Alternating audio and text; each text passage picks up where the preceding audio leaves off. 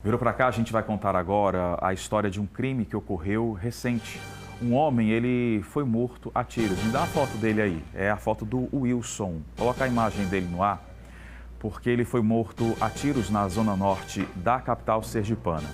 A população ficou assustada com mais este crime registrado no bairro Lamarão, onde também houve o incêndio na casa, em duas casas, nesta mesma localidade. A reportagem é do Leonardo Barreto. Travessa Ildete Freitas, bairro Lamarão, zona norte de Aracaju. Moradores acordaram assustados nesta segunda-feira. O ex-presidiário Wilson dos Santos, de 33 anos, foi morto a tiros quase na porta de casa. Durante o velório, ninguém quis conceder entrevista. Uma irmã dele disse apenas que ele respondia pelo crime de homicídio e que 2 homens armados foram os autores do crime. A menos de 600 metros dali, uma casa em chamas. Uma mulher e pelo menos 10 crianças estavam no local. Saíram às pressas. Felizmente não ficaram feridas. Segundo testemunhas, homens armados entraram na residência, atiraram no tanque desta moto e atearam fogo na casa. Agora, o Departamento de Homicídios e Proteção à Pessoa da Polícia Civil investiga se o homicídio tem relação com o incêndio. Diante do medo, difícil é encontrar alguém que queira falar sobre o assunto. Me dá as imagens sobre este caso, porque a gente continua falando sobre a insegurança nesta região da capital sergipana. Você já viu na reportagem do Leonardo Barreto que é reincidente, é egresso do sistema prisional, o Wilson. Aí é o momento em que as viaturas do Corpo de Bombeiros foram acionadas durante o final de semana para conter as chamas. Uma casa ficou totalmente destruída, houve também focos de incêndio em uma outra residência.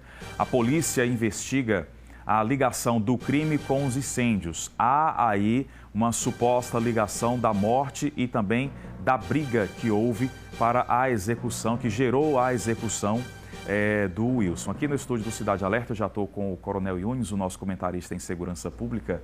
Zona norte da capital sergipana se tornou um calcanhar de Aquiles, né? Uma vez que a gente mostra uma situação totalmente diferente na zona sul, na zona de expansão, onde a própria polícia fala que a criminalidade lá na zona sul, ela amenizou, mas os homicídios e os registros de crimes violentos aqui na zona norte, eles mostram uma realidade totalmente diferente, né, Coronel? Boa noite. Boa noite, Diego. Infelizmente, Diego, é a triste realidade que nós temos que conviver em Sergipe. Conforme a gente pode dizer, o cobertor ele é curto.